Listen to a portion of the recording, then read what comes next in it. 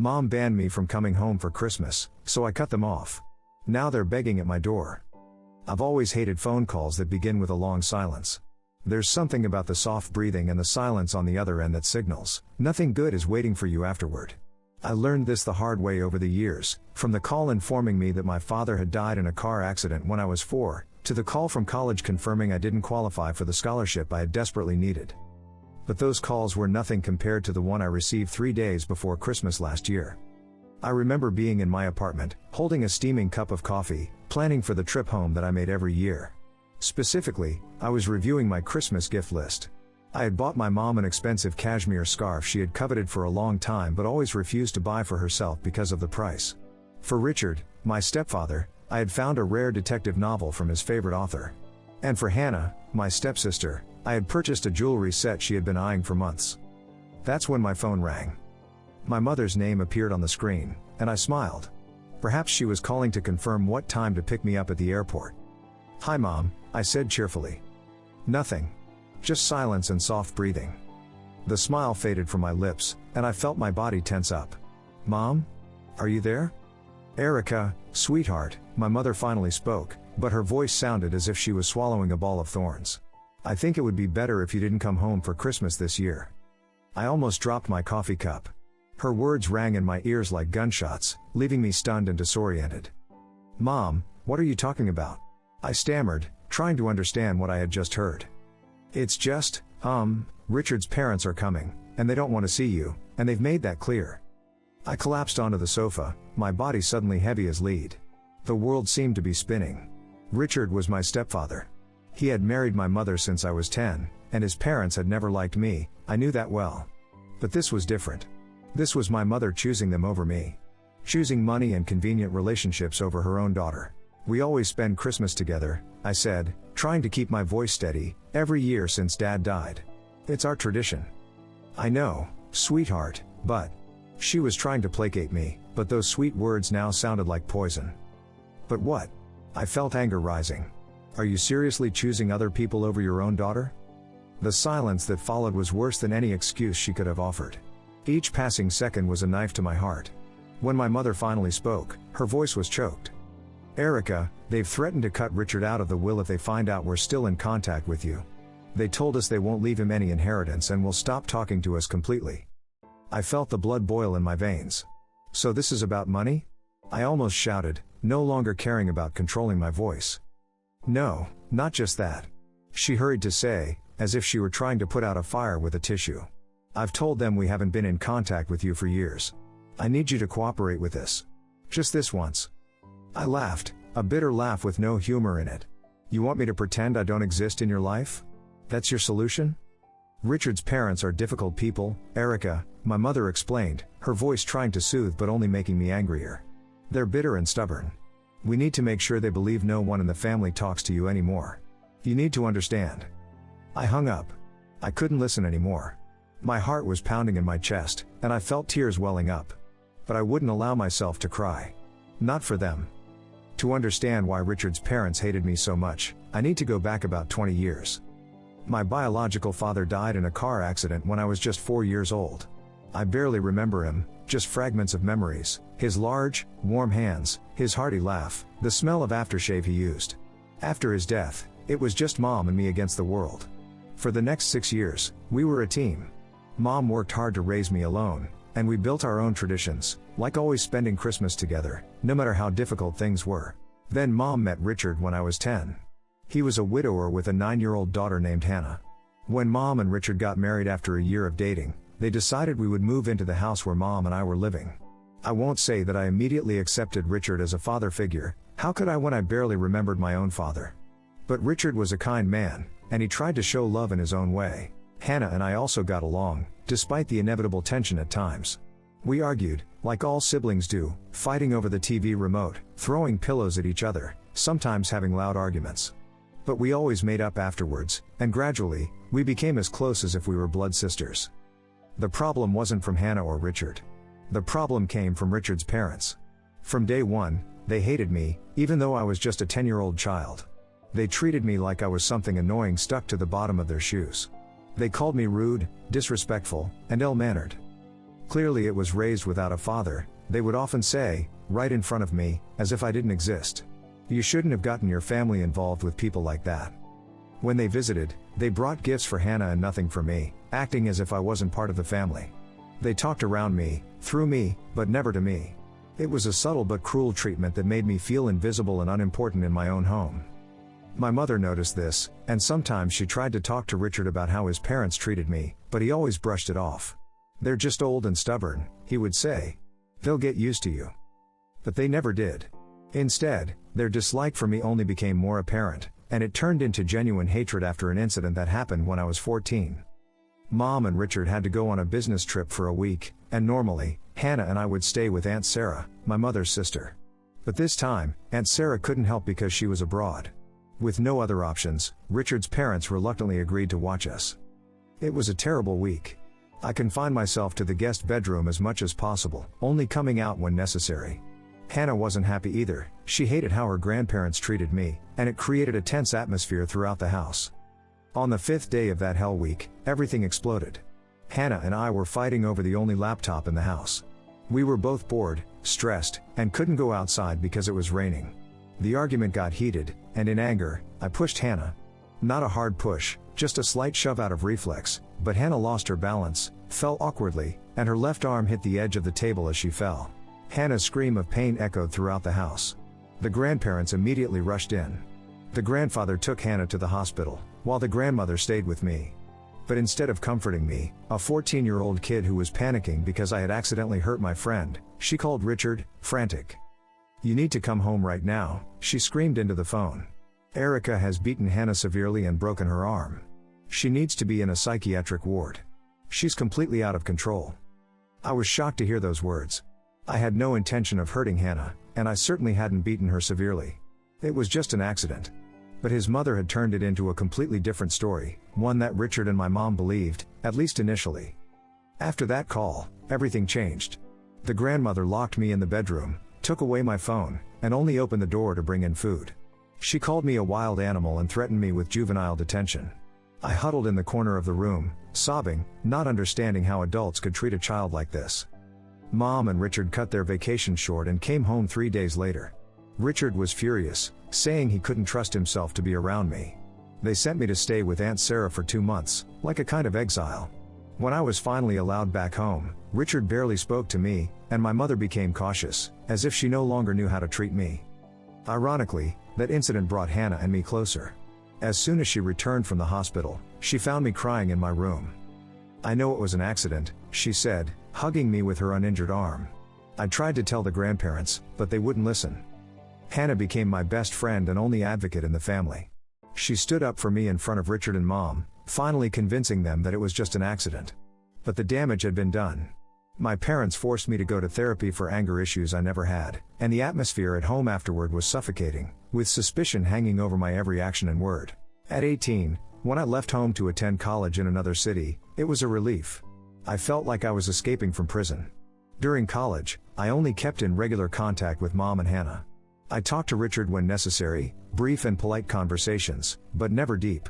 And I avoided Richard's parents whenever possible, only seeing them during unavoidable holiday gatherings. I studied business administration and management, working hard to achieve something for myself. In my 3rd year of college, my friend Olivia and I interned at her father's restaurant chain. I came up with a development plan that shocked everyone. When it actually worked, profits soared within months. After graduation, Olivia's father offered me a job. He was handing over the restaurant management company to Olivia, and she wanted me as her executive director. I would be responsible for business development and modernization, essentially her right-hand woman.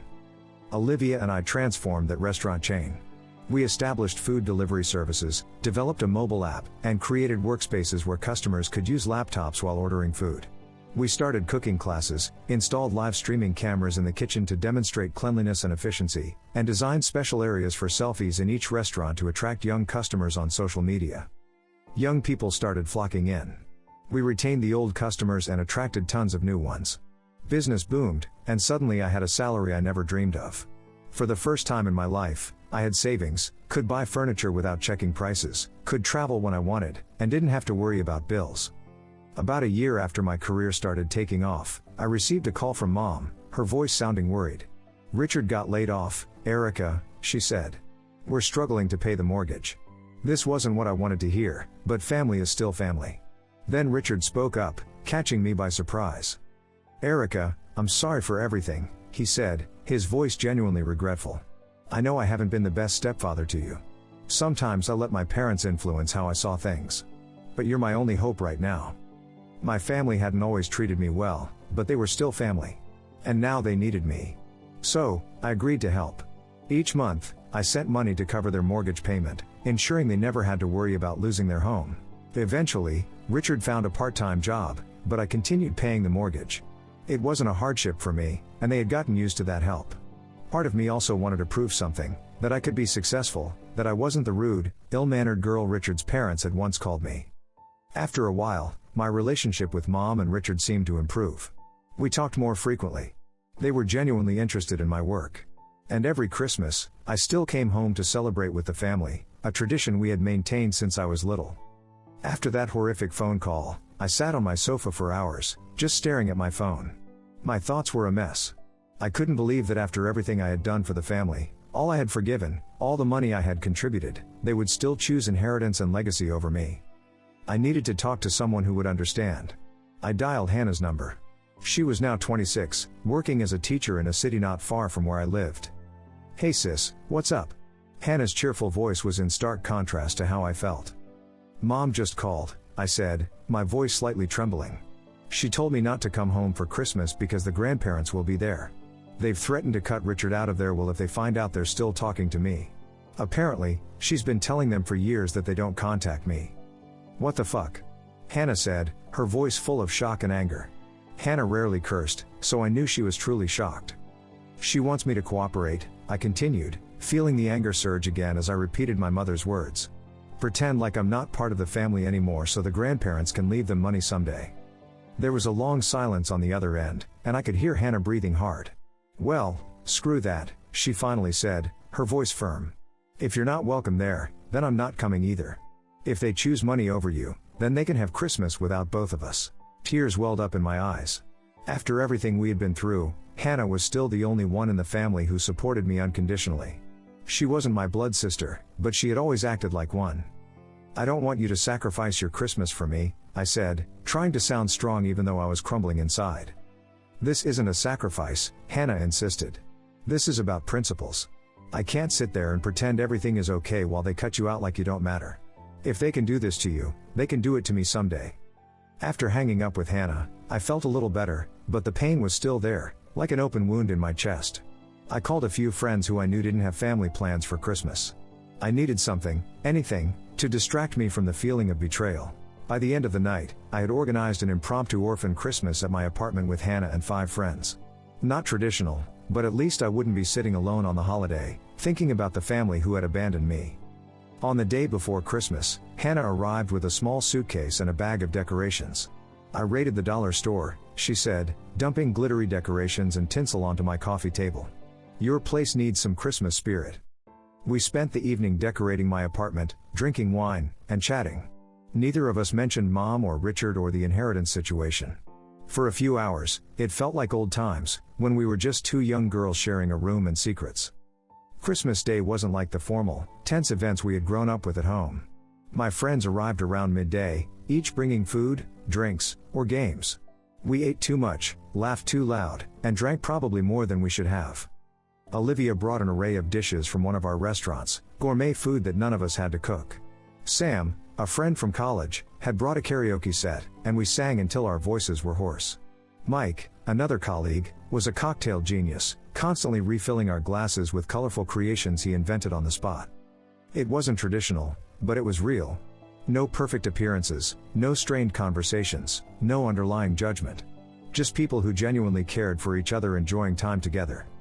By the end of the night, even Hannah admitted it was the best Christmas she'd ever had.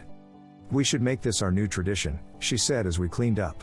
A Christmas with people who actually want to be around us. I nodded, feeling a bit of hope for the first time since that call. Maybe this was a chance to start over, to create new traditions not tainted by the past. But reality always has a way of intruding, even into the happiest moments.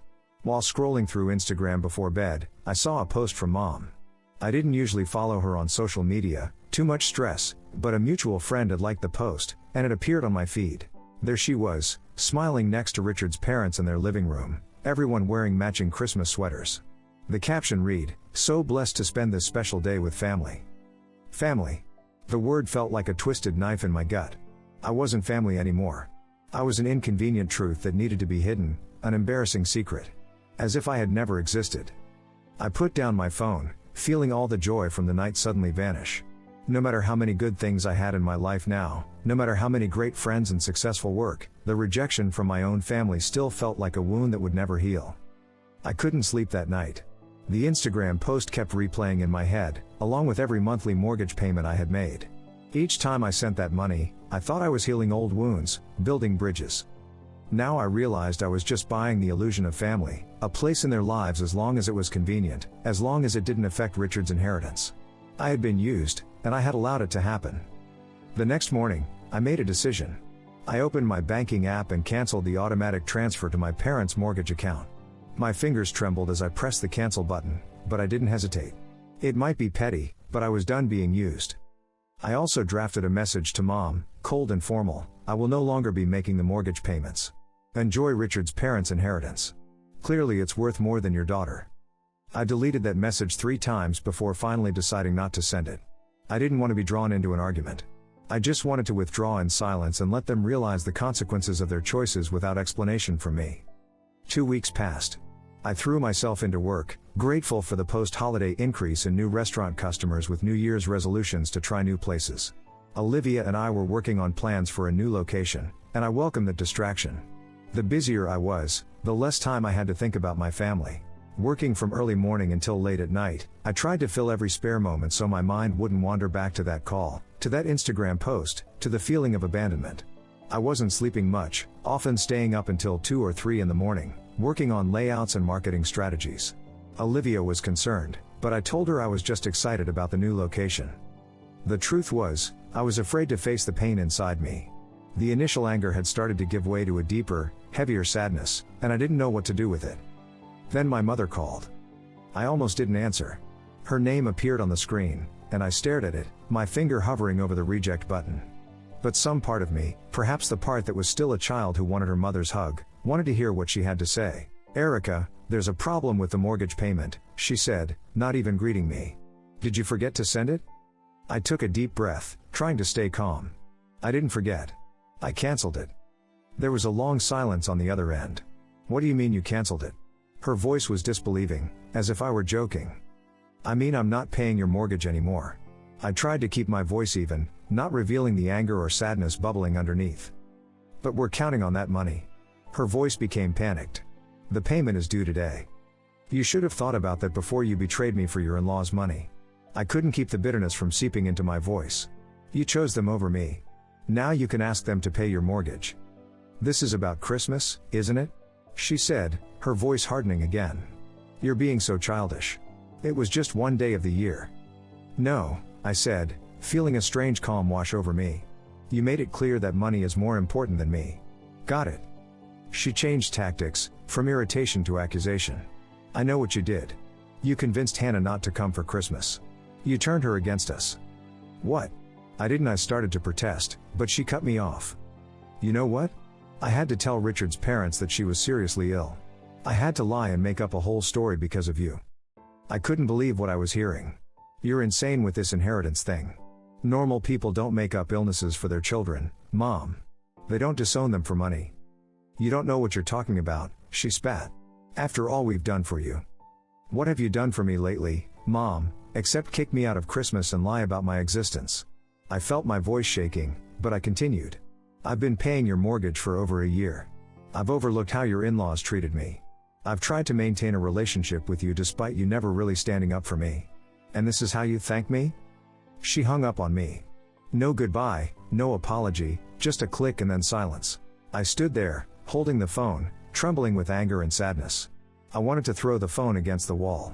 I wanted to call back and scream in her face. I wanted to cry until there were no more tears left. Instead, I set the phone down, walked to the window, and looked out at the city below. People were going about their lives, not knowing that my world had just been upended once again. I wondered how many of them had been betrayed by their own families. And I wondered how many of them had been brave enough to cut ties. The next few months passed quietly. Mom didn't call back, and I didn't reach out. I blocked her posts on social media to protect myself from more fake happy images. Richard didn't contact me either, which I had predicted. He had always been a follower, never going against my mother's opinions or his parents. Hannah stayed in touch, visiting whenever she could. She had become my only real connection to my old life, the only family member who hadn't betrayed me. They're having financial difficulties, she reported during one of her visits. They had to pawn some valuables to make the mortgage payment this month. I nodded, trying not to feel guilty or satisfied. Both emotions were trying to claim me, but I pushed them away. That was their choice, I said. Hannah didn't argue. She didn't try to convince me to restore the payments or contact them. Instead, she changed the subject, telling me about her teaching job and her students. I focused on work, diving into new projects. Olivia and I expanded our restaurant brand, opening another location on the other side of the city. We hired more staff, improved the menu, and even appeared on a local TV show to talk about the business expansion.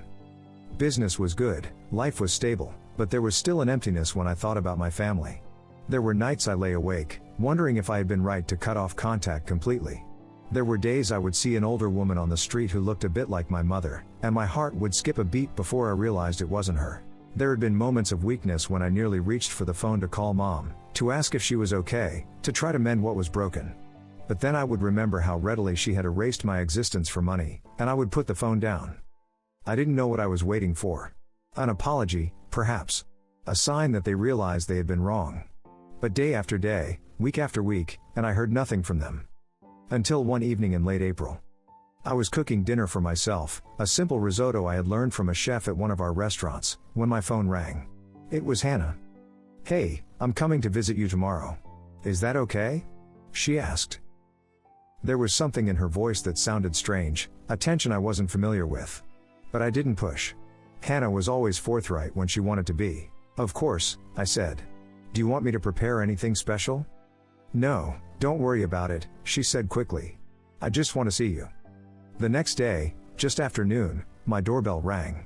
I had prepared lunch, some sandwiches and salad, and I was looking forward to a relaxed afternoon with my stepsister. I opened the door and saw not just Hannah but also Mom and Richard standing there. What the hell? I stepped back, almost slamming the door shut. My heart pounded in my chest, and I felt betrayed. Hannah had tricked me. Hannah held up her hands, her face pleading. "Just hear them out, Erica, please." I looked at their faces, Mom worried, Richard uncomfortable, Hannah begging, and I knew this wouldn't be a brief conversation. Part of me wanted to refuse, wanted to slam the door shut and go back to my life without them. But another part, the part that had always hoped that someday we could heal, kept the door open. "Come in," I said, my voice cold. They entered my living room like strangers, which I guess they almost were by this point. Mom clutched her purse to her chest, as if it were a shield. Richard stood awkwardly by the window, looking out rather than at me. Hannah cleared her throat. "So, I think Mom and Dad have something to say." I stood there, arms folded, waiting. Mom took a deep breath. "Erica, we came to apologize. What I did at Christmas was wrong." I waited for more, but she seemed to think that was enough. A hasty apology for a deep betrayal. "That's it?" I finally asked. "We miss you," Richard added, finally looking at me. "The house isn't the same without you." The house where I wasn't welcome at Christmas? I couldn't keep the bitterness out of my voice. The house where Mom pretends I don't exist whenever her in-laws visit? My voice was getting louder, and I didn't care. "You'll have to do better than we miss you." Hannah touched my arm, her eyes pleading. "Let them finish, Erica." I looked at Hannah's pleading face and realized that she genuinely wanted me to hear them out. She wouldn't have put me in this situation without a good reason. I nodded, trying to calm down. Mom smiled weakly. "You have every right to be angry. We betrayed you. I betrayed you. I put money above my own daughter, and I've been sick about it ever since." "We don't need your financial help anymore," Richard said. "I found a new job, better than my old one. We're managing the mortgage payments just fine. That's not why we're here." "So why are you here?" I asked, still skeptical. I had been through too much pain to trust easily again. "Because we're family," Mom said, her voice breaking, "and we almost threw that away for." "For what? For my in-laws' approval? For money we might get someday?" It was so wrong. Something about her sincerity made me pause. I had been prepared for excuses, for guilt trips, for manipulation. But not for this, not for the genuine remorse I could see in her eyes. "What about your in-laws?" I asked Richard. "They still plan to cross you out of the will if they find out we're talking, don't they?" Richard looked down at his hands, his face becoming heavy. "I called them after you stopped sending money, told them I wouldn't pretend anymore that you weren't also my daughter. They flew into a rage, threatened to disown me, just like they said. We had a huge fight." "So what changed?" I asked, worried that this was just another attempt to placate, to make me the villain in this story. "I changed it," Hannah said, surprising me. "I called the grandparents and told them that I knew everything, that I fully supported you and Dad, and if they couldn't accept you as part of our family, then they would lose me too." I turned to look at Hannah, stunned by her courage. She had always been the peacemaker, the one who never created conflict. For her to stand up to her grandparents like that must have taken a lot of bravery. Mom nodded, confirming Hannah's story.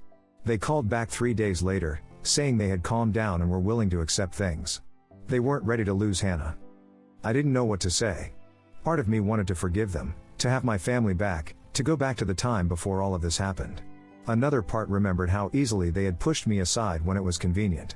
"I don't know if I can trust you anymore," I said honestly. "You shut me out when it suited you. What happens the next time they threaten to cut you off?"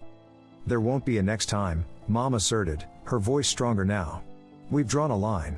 You're our daughter, and that's non-negotiable." I looked at Hannah, who nodded encouragingly, then at Richard, who seemed more sincere than I had seen him in years, and finally at Mom, whose eyes were tearing up. "I'm not saying everything is okay right now," I said carefully. "It will take time, but I'm willing to try." Mom burst into tears and rushed to hug me. I remained stiff in her embrace, not quite ready to surrender, but not pushing her away either. "We've been looking into family therapy," Richard said when Mom finally released me. "All 4 of us, to work through the old stuff, not just the recent mess." "Therapy?" I couldn't hide my surprise. Richard had always mocked my mandatory anger management sessions as a teenager, calling them psychological garbage. "It was Dad's idea," Hannah said, looking at Richard with pride. "He said we all have baggage that needs to be unpacked." "I should have stood up for you years ago," Richard admitted, his face full of regret. "After the accident with Hannah's arm. I knew it wasn't your fault, but I let my parents dictate how I treated you. That wasn't right. I thought about all the years I had spent trying to earn his approval, the therapy sessions where counselors tried to fix me when I wasn't broken, how I had financially supported them even after all that, hoping it would make them love me. He was right. It wasn't right. It wasn't right for a father not to protect his child, for a mother to choose money over her daughter, for adults to let others control how they treated a child. I need some time to think, I said after a while. That evening stretched into hours of painful but necessary conversation. We talked about old wounds I thought had healed but clearly hadn't, about the Christmas betrayal that had been the last straw, about what it would take to rebuild trust.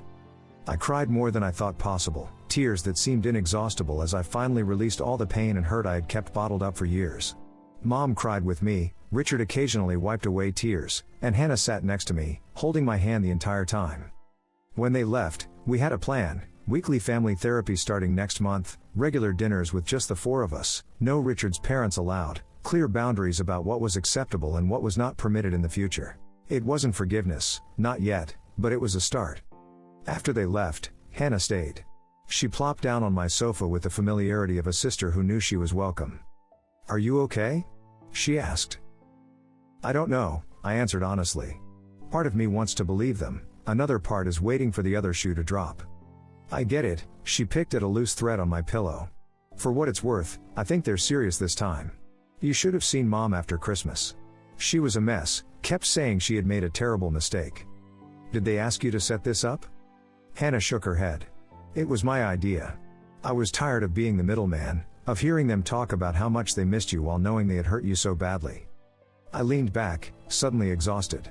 "I'm not sure if family therapy can fix everything."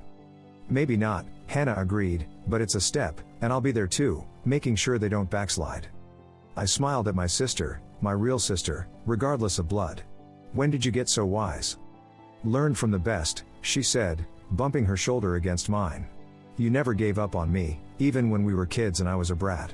Now it's my turn not to give up on this family."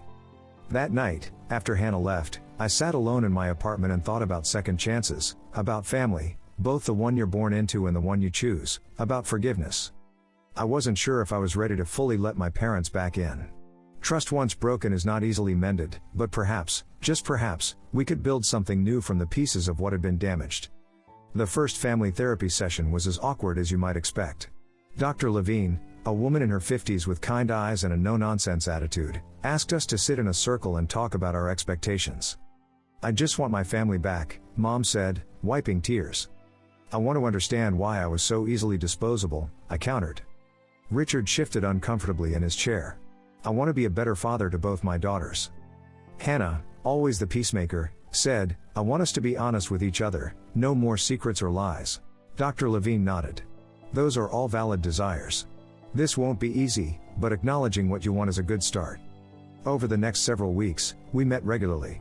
Sometimes the sessions were productive, sometimes they devolved into arguments or tears, but we kept showing up. Slowly, painfully, we unpacked years of misunderstandings, resentments, and fears. We talked about why I had felt compelled to financially support them even after everything that had happened, about how Richard's parents had weaponized their inheritance to control the family, about the Christmas betrayal that had finally broken me. Outside of therapy, we began rebuilding our relationship in small ways. Mom would call just to chat, ask about my work, my friends, my plans for the future. Richard sent me articles about restaurant management he thought I might be interested in. Hannah and I maintained our sister relationship, stronger than ever. I was still defensive, still cautious, but I began to believe that this change was real. There were difficult moments, when old wounds were reopened, but this time, everyone was trying to face them rather than burying them under the rug. 2 months into therapy, we had a breakthrough when Richard talked about his own childhood, a subject he had never broached before. "My parents always used money to control me," he said, his voice so small I had to lean forward to hear. "Growing up, if I didn't behave exactly as they wanted, they would threaten to cut me off. When I wanted to marry my first wife, they threatened to disinherit me because they didn't approve of her." He paused, letting out a shaky breath. "I stood my ground back then, but after she died, I guess I didn't have the strength to fight anymore. So when they started treating Erica the same way." "You fell back into old patterns," Dr. Levine prompted. He nodded, looking directly at me with genuine regret. "I failed you, Erica. I let you down." Something shifted in me that day. For the first time, I saw Richard not as the stepfather who had betrayed me but as someone who had been manipulated his entire life, just as I had been. We both deserved better. I told him that, and for the first time in years, we shared a moment of real understanding. By the 3rd month of therapy, we were ready to test our new family dynamics in the real world. Mom invited me to dinner at their house, my childhood home. I hadn't been there since before Christmas. As I drove into the driveway, my stomach twisted with anxiety. What if Richard's parents showed up unexpectedly? What if this was all an elaborately laid trap? But when I walked in, I was greeted by the smell of my favorite meal, Mom's lasagna, and a dining room decorated with photos, my college graduation, Hannah and me together, all 4 of us from happier times. "I put these back up," Mom explained, following my gaze. "They belong here. You belong here." Dinner wasn't perfect. There were still awkward pauses and moments when old tensions threatened to resurface, but it felt like progress. After dinner, Richard pulled me aside. "I need to show you something," he said, leading me to his office. On his desk was a legal document. "What is this?" I asked. "I've been working with a lawyer to ensure that no matter what happens with my parents' inheritance, it won't affect what I leave to you and Hannah. You'll both be treated equally in my will, regardless." I looked at him, speechless. "It's not about the money," he quickly explained. "It's about making sure you know that you're my daughter, Erica, not by blood but by choice, and nothing, not my parents, not their money, will ever change that again." I'm not one to cry, but I did then. I looked into his eyes and saw the deep sincerity I had been searching for all these years. In that moment, a small part of the wall I had built around my heart began to crumble. On my way home that night, I called Hannah. "You won't believe what just happened," I told her, recounting the evening. "I believe it," she said. "Dad's been working on that whole thing for weeks. He wanted it perfect for you." "When did everything change so much?" I wondered aloud. "When you stood up for yourself," Hannah answered. "You showed them they couldn't have it both ways. They couldn't treat you like garbage and still expect your financial support. It made them realize what they were losing." She was right. By cutting off contact with them, both emotionally and financially, I had forced them to make a choice, and surprisingly, they had chosen me. The next therapy session, Dr. Levine asked us to share what we had learned so far. "I've learned that I can't control how others treat me, but I can control how I react," I said. "I don't have to keep paying, literally or figuratively, to make people love me."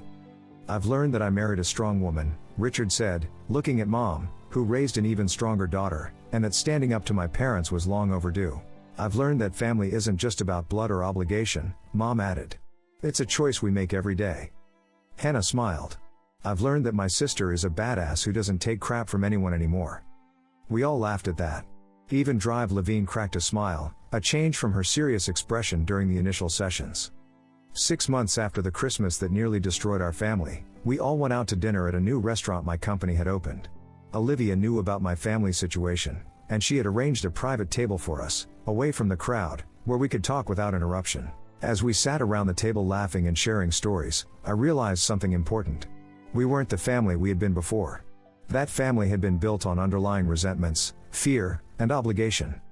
Instead, we were slowly becoming something new, a family built on honesty, forgiveness, and acceptance. That didn't mean it was perfect. We still had bad days. Richard's parents remained a complicated presence in our lives, though they had become significantly quieter since our reconciliation. During their most recent visit, Mom had set clear boundaries: no criticism of any family member, including me, or they would have to leave. I couldn't believe it when Hannah recounted that scene, but it seemed Mom was genuinely trying to change. Sometimes, old hurts still surfaced.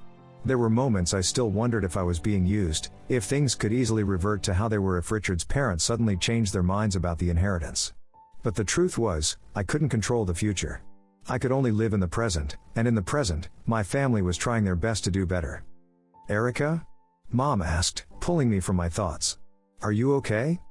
I looked at her face, no longer the face of the woman who had betrayed me, but the face of a mother trying her hardest to change, to fix what had been broken.